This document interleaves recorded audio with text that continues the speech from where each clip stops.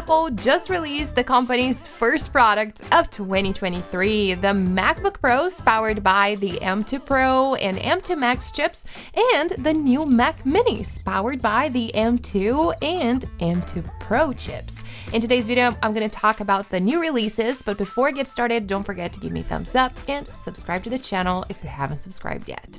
Okay, so let's start off with the MacBook Pro. Just as predicted, no design changes were made.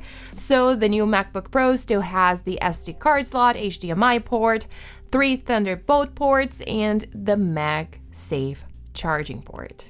Also, the display is exactly the same, the colors are exactly the same. The one slight change is that now the MagSafe braided cable for the Space Gray MacBook Pro now comes in Space Gray. As I just mentioned, the new MacBook Pros are now powered by the M2 Pro and M2 Max chips. The M2 Pro offers up to 12-core CPU, up to 19-core GPU, and up to 32 gigabytes of unified memory.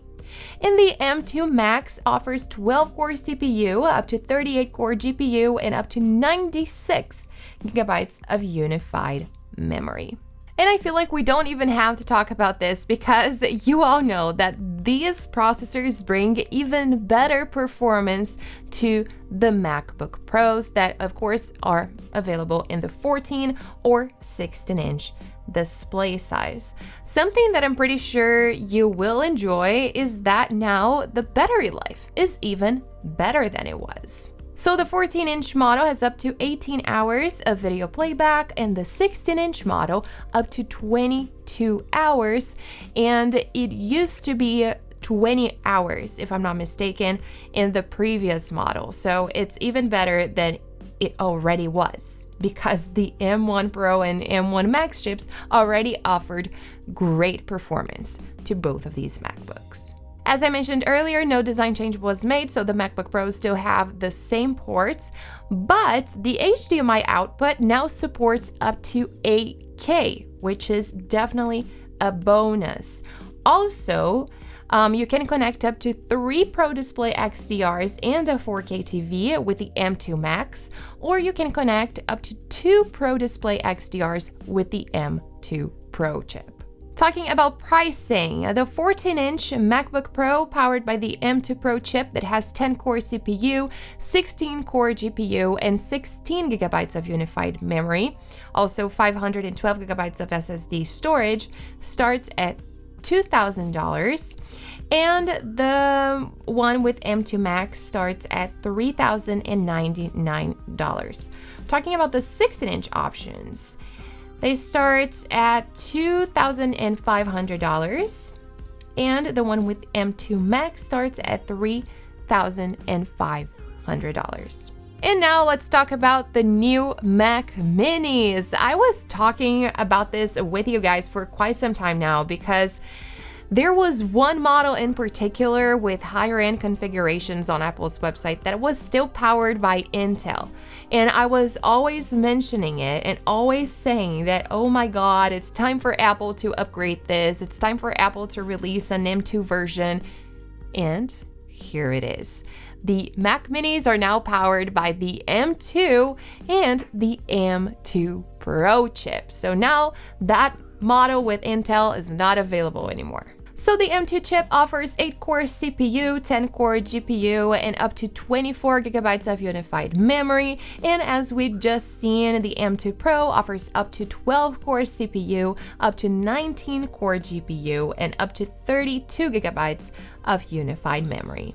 As you've seen, the Mac Mini didn't suffer any design change. I will say that I would love to see a new design for the Mac Minis, but at the same time, it is a design that works. It doesn't look outdated in my opinion, so I think it's okay. But let me know your thoughts down below because I love to hear from you guys. But there is one difference when we talk about connectivity. The M2 version has the Ethernet port, 2 Thunderbolt 4 ports, 1 HDMI port, 2 USB-A ports, and the headphone jack. Now, the M2 Pro version has an upgrade because it has 4 Thunderbolt 4 ports. So it has the Ethernet, 4 Thunderbolt 4 ports, HDMI, 2 USB-A, and the headphone jack. And something else that is new for the Mac Minis and also for the new MacBook Pros is that all of them now have Wi-Fi 6E. Talking about pricing, the Mac Mini now starts at $599, which is great because it used to start at $699, so that's definitely a plus. And of course, it has the new M2 processor. And the M2 version that has 10-core CPU, 16-core GPU, and 16 GB of unified memory starts at $1,300. And before I close, if you already own the M1 Pro or M1 Max MacBook Pro and you're thinking if you should upgrade or not, I would say that both of these are already have great performance. So I don't think you really need to upgrade unless you think something is missing. And while you're editing or while you're working on your project, if you think that you need something extra, then yes, go for it. But if you're thinking now about purchasing a new MacBook Pro or a new Mac Mini, definitely consider the newest models because they're even better and the performance is even better than it already was.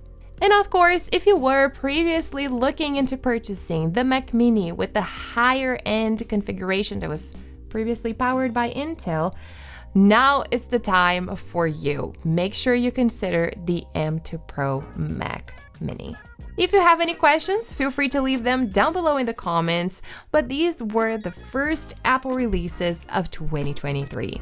Let me know your thoughts down below, and if you enjoyed the video, don't forget to give me a thumbs up and subscribe to the channel if you haven't subscribed yet. Thanks for watching, and I'll see you guys next time.